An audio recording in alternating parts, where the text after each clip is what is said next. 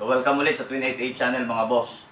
So sa video natin ngayon, pag-usapan o i-share ko sa inyo kung paano ginagawa ko sa pag-connect ng dalawang Bluetooth device na naka-feature dito sa channel. Kasi meron tayong isang viewer kay Sir Mario, hindi ako nagkakamali.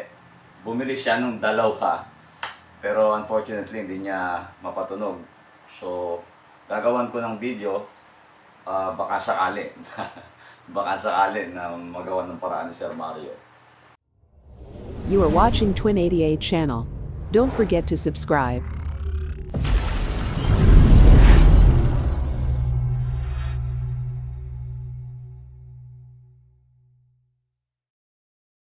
So eto siya mga boss, eto yung gagamitin natin as receiver, etong nasa kanan.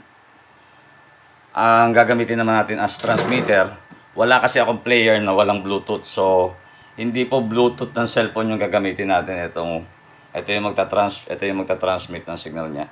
Ito yung naka-transmit mode. So, yan. From output ng cellphone, yung phone plug, yung headphone plug niya, diretso yan dito.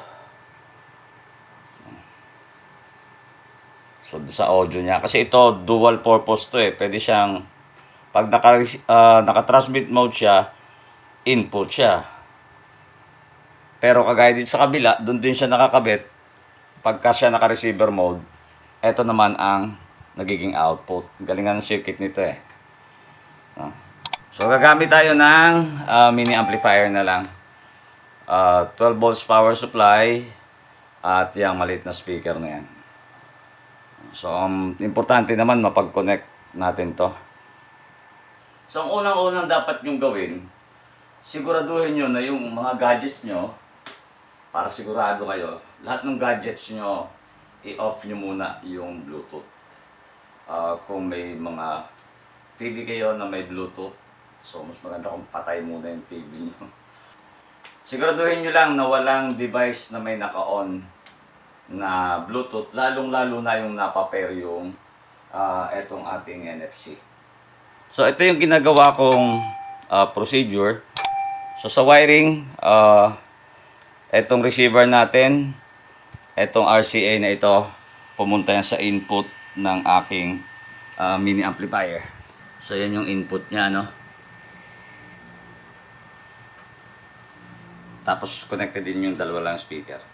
So, gaya nabanggit ko kanina, itong sa transmitter naman natin, papunta lang yan dito. Naka-on na rin yung ating amplifier, ano? So, unang nyo bubuksan yung receiver muna. Sa mga magtatanong, bakit walang nakakonect na power supply? Chargeable po kasi ito. So, may mga charge pa naman yan. Sa demo na ito, kasya pa yung battery niya. So, buksan lang natin. Power on. Yan. Bluetooth mode. Makikita nyo dito, naka-RX mode dyan. And then, ang mode niya, Bluetooth. No? Kulay blue din yung ilaw doon sa taas. Nabiblink na yan.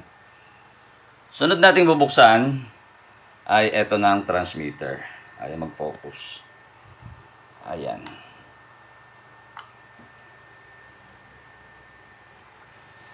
Sa transmitter naman, naka-TX mode dyan. Connected. Ayan. In.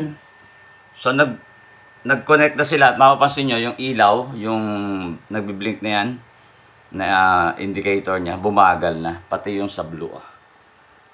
So, naka-pair na yan, dalawa na yan. Ito, tingnan nyo mabuti.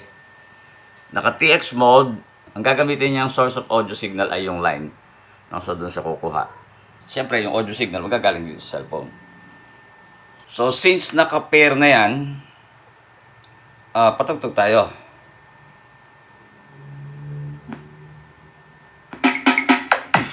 Ayan, o. So, gumagana sila. Transmit mode. Transmit niya dito. I-receive niya. Papasok niya dito sa mini amp.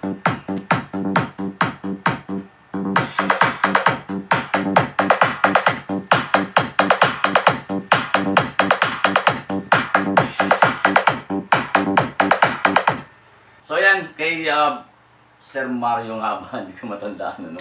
Lagi kami magka-chat sa Facebook noon eh. So yun yung way ko kung paano kinoconnect yung dalawang NFC. Sana mag-work din sa iyo. At doon sa nagtanong na tungkol doon sa capacitor for mid-range. So sige, di pa naman ako nakakagawa ng demo noon. Yung pagkakaiba ng tunog doon sa capacitors. So gawan din natin yan. Isang short video lang muna tayo ngayon mga boss. Abangan nyo ulit ang susunod.